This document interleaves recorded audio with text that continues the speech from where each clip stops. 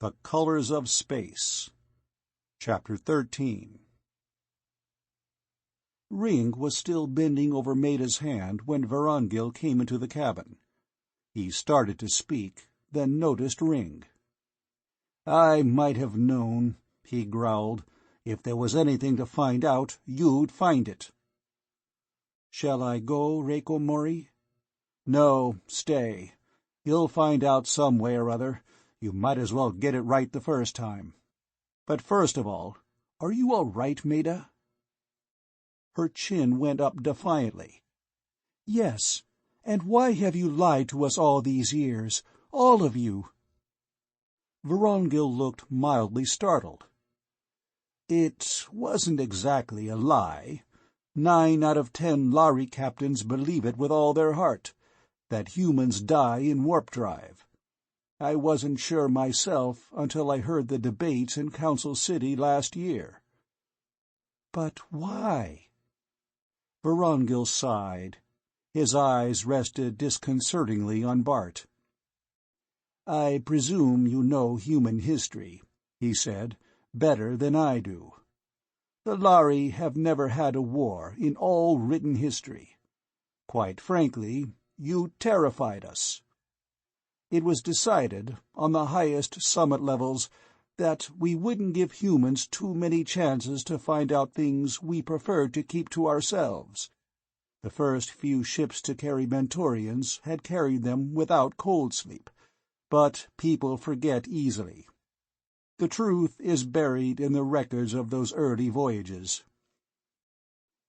As the Mentorians grew more important to us, we began to regret the policy.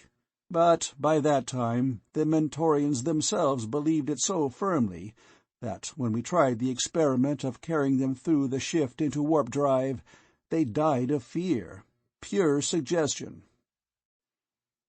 I tried it with you, Meta, because I knew Bart's presence would reassure you.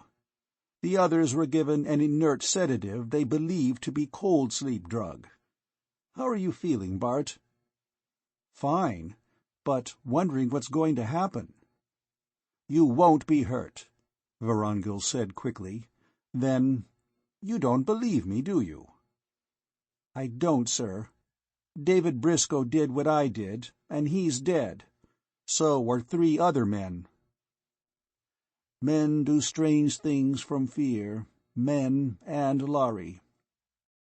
Your people, as I said before, have a strange history. It scares us. Can you guarantee that some, at least, of your people wouldn't try to come and take the star drive by force? We left a man on Lharillis who thought nothing of killing 24 of us. I suppose the captain of the multiphase, knowing he had gravely violated Lhari laws, knowing that Briscoe's report might touch off an intergalactic war between men and Lhari, well, I suppose he felt that half a dozen deaths were better than 500,000. I'm not defending him, just explaining, maybe, why he did what he did." Bart lowered his eyes. He had no answer to that. "No, you won't be killed. But that's all I can guarantee. My personal feelings have nothing to do with it. You'll have to go to Council Planet with us, and you'll have to be psych-checked there. That is Lhari law, and by treaty with your Federation, it is human law too. If you know anything dangerous to us, we have a legal right to eliminate those memories before you can be released." Meta smiled at him encouragingly, but Bart shivered. This was almost worse than the thought of death. And the fear grew more oppressive as the ship forged onward toward the homeworld of the Lhari. And it did not lessen when, after they touched down, he was taken from the ship under guard. He had only a glimpse, through dark glasses, of the terrible brilliance of the Lhari sun, dazzling on crystal towers, before he was hustled into a closed surface car. It whisked him away to a building he did not see from the outside. He was taken up by private elevator to a suite of rooms, which might, for all he could tell, have been a suite in a luxury hotel or a lunatic asylum. The walls were translucent, the furniture oddly colored, and so carefully padded that even a homicidal or suicidal person could not have hurt himself or anyone else on it or with it. Food reached him often enough so that he never got hungry, but not often enough to keep him from being bored between meals, or from brooding. 2 enormous Lhari came in to look at him every hour or so, but either they were deaf and dumb, did not understand his dialect of Lhari, or were under orders not to speak to him. It was the most frustrating time of his entire voyage. One day it ended. A Lhari and a Mentorian came for him and took him down elevators and upstairs, and into a quiet, neutral room where 4 Lhari were gathered. They sat him in a comfortable chair, and the Mentorian interpreter said gently, with apology, "Bart Steele, I have been asked to say to you that you will not be physically harmed in any way. This will be much simpler, and will have much less injurious effect on your mind if you cooperate with us. At the same time, I have been asked to remind you that resistance is absolutely useless, and if you attempt it, you will only be treated with force rather than with courtesy." Bart sat facing them, shaking with humiliation. The thought of resistance flashed through his mind. Maybe he should make them fight for what they got. At least they'd see that all humans weren't like the Mentorians, to sit quietly and let themselves be brainwashed without a word of protest. He started to spring up, and the hands of his guards tightened, swift and strong, even before his muscles had fully tightened. Bart's head dropped. Cold common sense doused over his brave thoughts. He was uncountable millions of light-years from his own people. He was absolutely alone. Bravery would mean nothing. Submission would mean nothing. Would he be more of a man somehow if he let his mind be wrecked? "All right," he muttered. "I won't fight."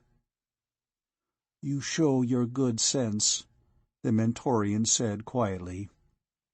"Give me your left arm, please, or if you are left-handed, your right, as you prefer."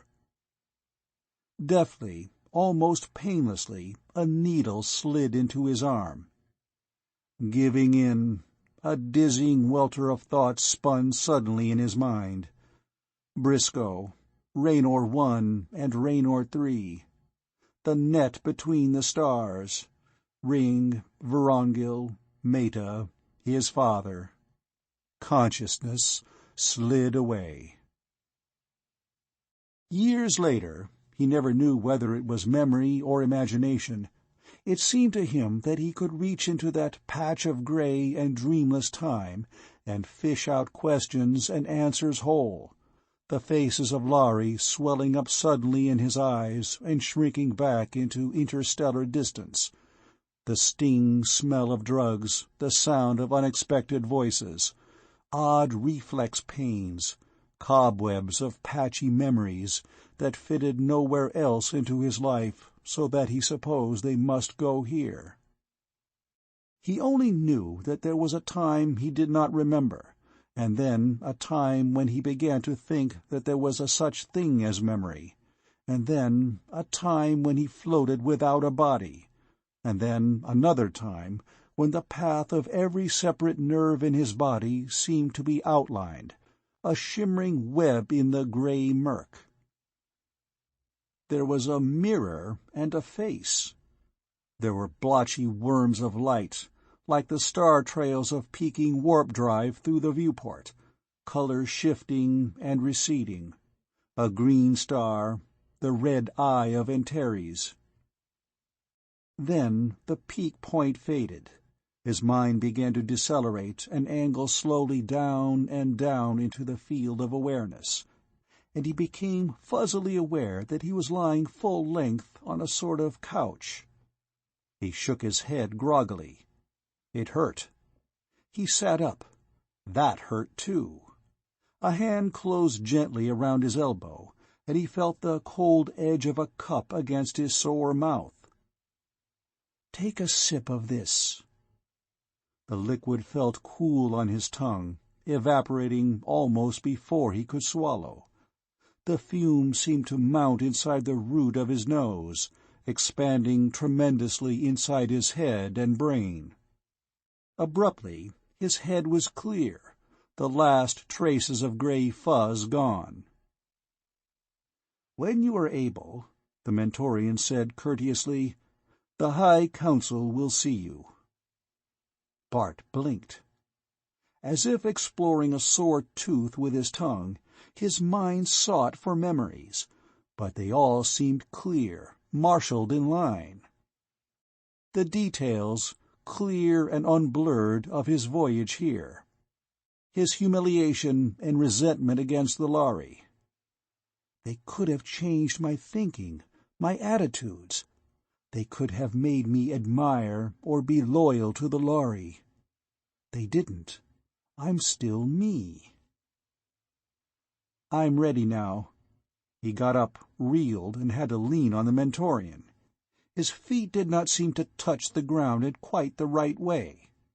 After a minute, he could walk steadily and follow the Mentorian along a corridor. The Mentorian said into a small grill, "The Vegan Bartol, alias Bart Steele."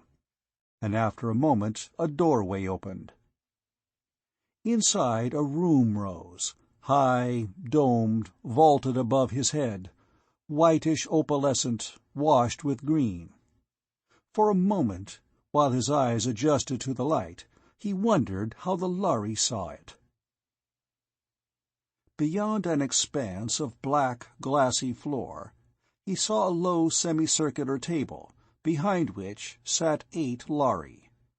All wore pale robes with high collars that rose stiffly behind their domed heads. All were old, their faces lined with many wrinkles, and 7 of the 8 were as bald as the hull of the Swiftwing. Under their eyes he hesitated. Then, unexpectedly, pride stiffened his back. They should have done a better job of brainwashing if they expected him to skulk in like a scared rabbit. He held his head high and moved across the floor step by steady step, trying not to limp or display that he felt tired or sore. "You're human. Act proud of it."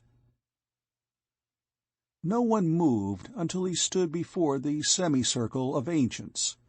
Then the youngest, the only one of the 8 with some trace of feathery crest on his high gray head, said, "Captain Vorongil, you identify this person?"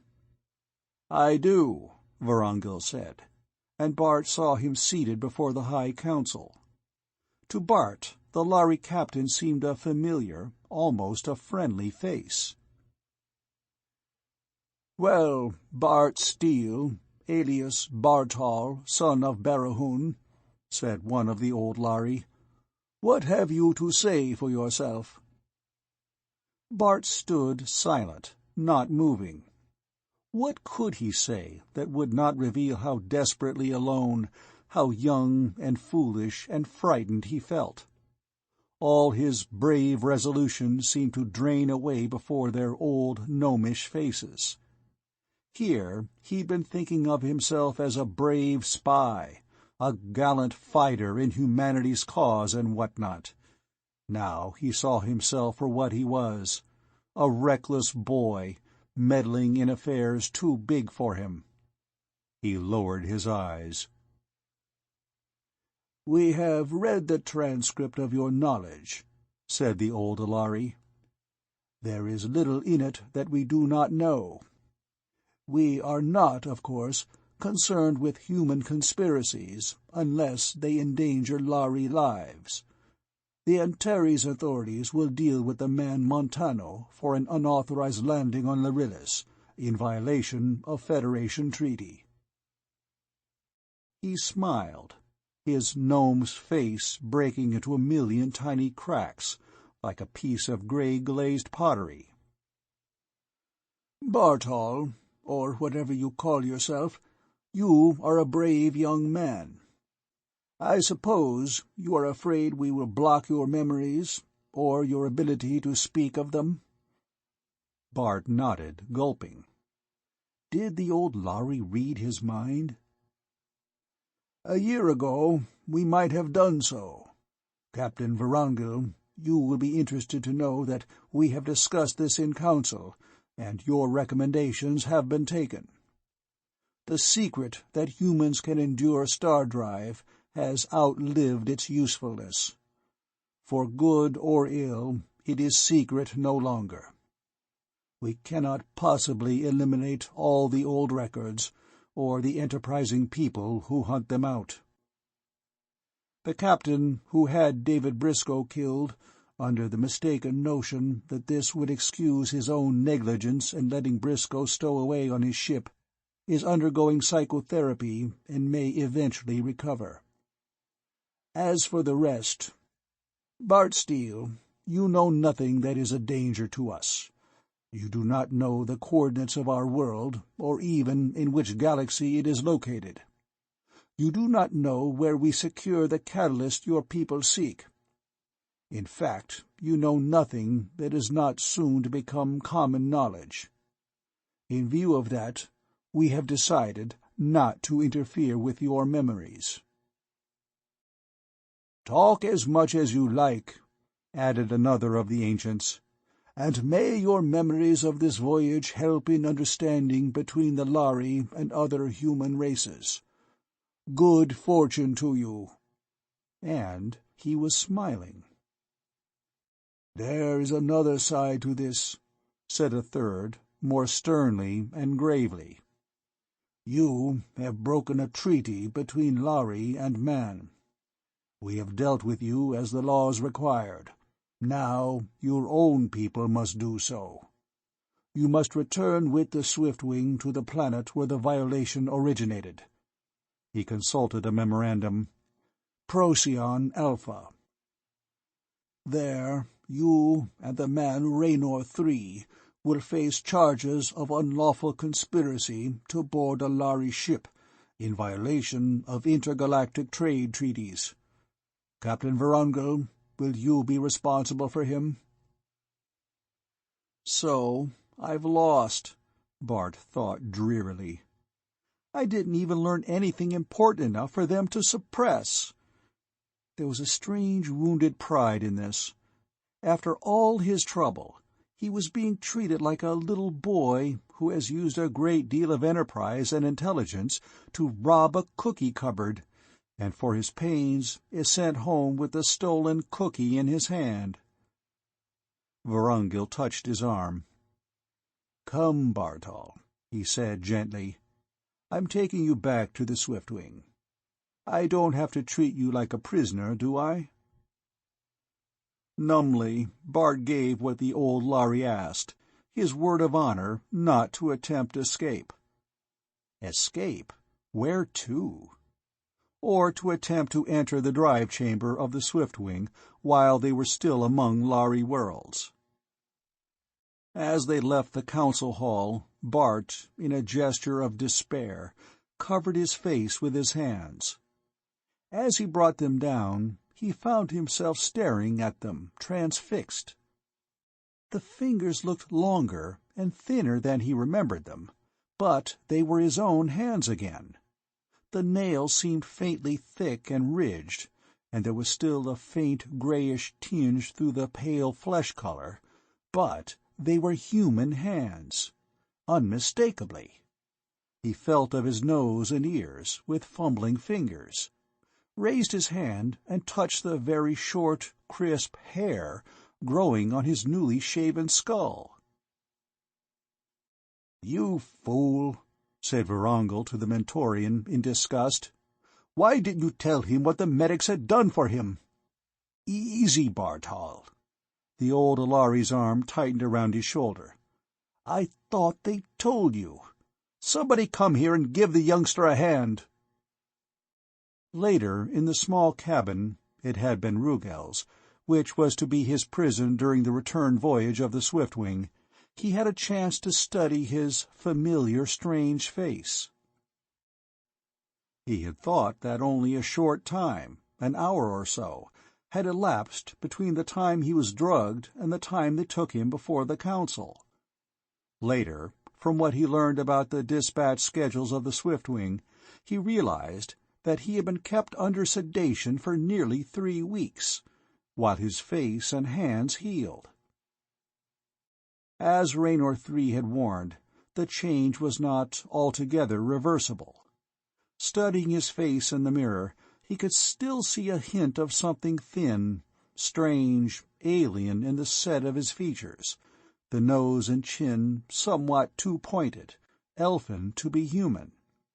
His hands would always be too long, too narrow, too supple. For the rest, he looked grim, older. He could never go back to what he had been before he became a Lhari. It had left his mark on him forever. Before the Swiftwing lifted, outbound, Vorongil came to his cabin. "You've seen very little of our world," he said diffidently. "I have permission for you to visit the city before we leave Council Spaceport." "You think you can trust me?" Bart asked bitterly. Vorongil said gravely, without humor, "The question does not arise. You do not know the coordinates of this world, and have no way of finding them. Within those limitations, you are an honored guest here, and if it would give you any pleasure, you are welcome to see as much of Council Planet as time permits." It seemed, through Vorongil's kindness, that the old Lhari sensed his bitter defeat. Nothing was to be gained by sulking in his cabin, a prisoner. He had an opportunity which no human, except the Mentorians, had ever had, which perhaps no human would ever have again. He might as well take advantage of it.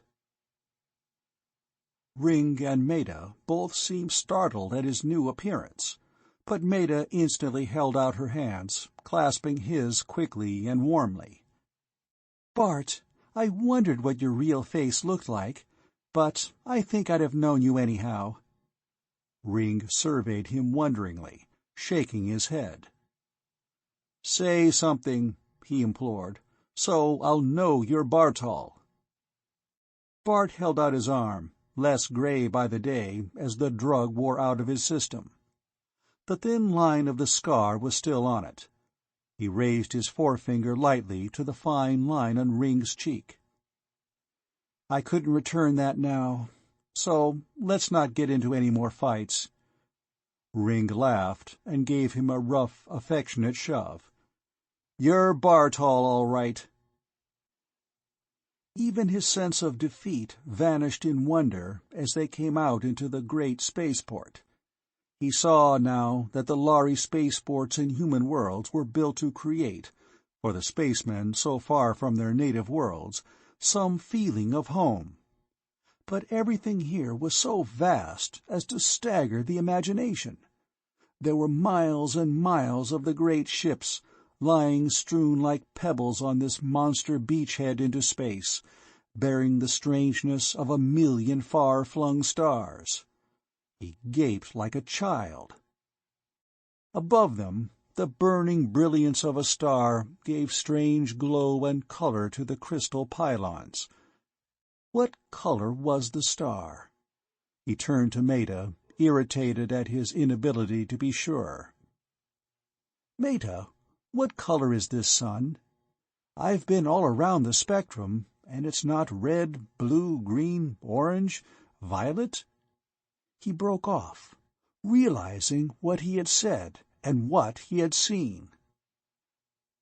"An 8th color," he finished, anticlimactically. "You and your talk of colors," Ring grumbled. "I wish I knew what you Mentorians see. It's like trying to imagine seeing a smell, or hearing light." Maida laughed. As far as I know, no one's named it. Sometimes we Mentorians call it catalyst color. I think only Mentorians can see it as a separate color." "So what?" Ring said impatiently. "What are we going to do? Chatter about light waves or see the city?" Bart acquiesced, trying to sound eager, but a wild excitement was gusting up in him. He dutifully pretended fascination with the towers, the many-leveled roads, the giant dams and pylons, but his thoughts were racing. The 8th color. There can't be too many suns of this color, or they'd have named it and known it, and telescopes can find it. Could success be salvaged, then, at the very edge of failure? Maybe he need not go empty-handed, empty-eyed from the Lhari worlds. They had dismissed him scornfully, stolen cookie in hand, but maybe it would be a bigger cookie than they dreamed. The exhilaration lasted through the tour of the port, through the heavy surge of acceleration which brought them up, out, and away from Council Planet. Bart, confined in Rugel's cabin, hardly felt like a prisoner, his mind busy with schemes. "I'll study star maps and spectroscope reports." It lasted almost 2 days of ship time, and they were readying for acceleration 2 before he came, figuratively, down to Earth. To pick one star out of trillions, and not even in his own galaxy? It would take a lifetime, and he didn't even know which of the 4 or 5 spiral nebulae in the skies of the human worlds was a Lhari galaxy. A lifetime? 100 lifetimes wouldn't do it. He might have known. If there had been one chance in the odd billion of his making any such discovery, the Lhari would never have given Vorongil permission for the intruder to visit the planet at all. He would have been returned to the Swiftwing, as he had been taken from it, by closed car, and imprisoned, maybe even drugged, until he was safely back in the human worlds again. He was under parole not to enter the drive chamber, and sure he would be stopped if he attempted it anyhow. But when Acceleration 1 was completed, he went to the viewport in the recreation lounge, and nobody threw him out. He stood long, looking at the unfamiliar galaxy of the Lhari stars, the unknown, forever unknowable constellations with their strange shapes. Stars green, gold, topaz, burning blue, sullen red, and the great, strangely colored receding sun of the Lhari people, known to them by the melodious name of K-Liro, which meant simply the sun. It was their first home. Where had he seen that color? In that stolen glimpse of the Lhari ship landing long ago? Of all the colors of space, this one he would never know. He turned away from the unsolvable riddle of the strange constellations, and went to his cabin, to dream of the green star Meristem, where he had first plotted known coordinates for a previously unknown world, and to wander in baffling nightmares, where he fed jagged, star-colored pieces of hail into the ship's computer, and watched them come out as tiny paper doll spaceships with the letterhead of 8 colors printed neatly across their sides. After the warp drive shift, Vorongil came to his cabin, this time crisp and businesslike. "We're back in your galaxy," he said, "among the stars you know. We have no passenger space on the Swiftwing. We had to ship out without replacing Rugel, which means we're short 2 men. I've no authority to ask this of you, but would you like your old job back for the rest of the voyage?" Bart glanced at his human hands. Vorongil shrugged. "We've carried Mentorians as full-ranking astrogators. There don't happen to be any on the Swiftwing. There's no law about it." Bart looked the old Lhari in the eye. "I won't accept Mentorian terms, Vorongil." "I wouldn't ask it. You worked your way outward on this run, and the High Council didn't see fit to erase those memories or inhibit them. Why should I? Do you want it or not?" Did he want it? Until this moment, Bart had not identified the worst of his pain and defeat, to travel as a passenger, a supercargo, when he had once been part of the Swiftwing. Literally, he ached to be back with it again. "I do, Rieko Mori." "Very well," Vorongil rapped. "See that you turn out next watch." He spun round and walked out. His tone was no longer gently indulgent, but sharp and distant. Bart, at first surprised, suddenly understood. Not now a prisoner, a passenger, a guest on the Swiftwing. He was part of the crew again, and Vorongil was his captain. The Lhari crew were oddly constrained at first, but Ring was the same as always, and before long they were almost on the old terms. With every watch, it seemed, he was building a bridge between man and Lhari. They accepted him. But for what? Something might come, in the far future, of his acceptance, but he wouldn't get the benefit of it. This would be his only voyage. After this, he'd be chained again, crawling from planet to planet of a single sun. And as warp-shift followed warp-shift, the Swiftwing retracing the path of her outward crew star by star, Bart said farewell to them. One day, at last, he stood at the viewport, watching Procyon Alpha nearing. A year ago, frightened, terribly alone, still unsteady on his new Lhari muscles, and terrified by the monsters that were his shipmates, he had watched these planets spinning away. Poor old Rugel, poor old Baldy. Behind him, Maida came into the lounge. "Bart." He turned to face her. "It won't be much longer, Maida. Tomorrow I'll find out what the Federation is going to do to me. Conspiracy unlawfully to board and all the rest of it. Even if I don't go to a prison planet, I'll spend the rest of my life chained down to Vega." "It doesn't have to be that way." "What other choice is there?" he demanded. "You're half Mentorian," she said, raising her eager face. "Oh, Bart, you love it so, you know you can't bear to give it up. Stay with us. Please stay." Before answering, he looked out the viewport a last time. The clouds of cosmic dust swirled and foamed around the familiar jewels of his own sky. Blue, beloved Vega, burning in the heart of the Lyre.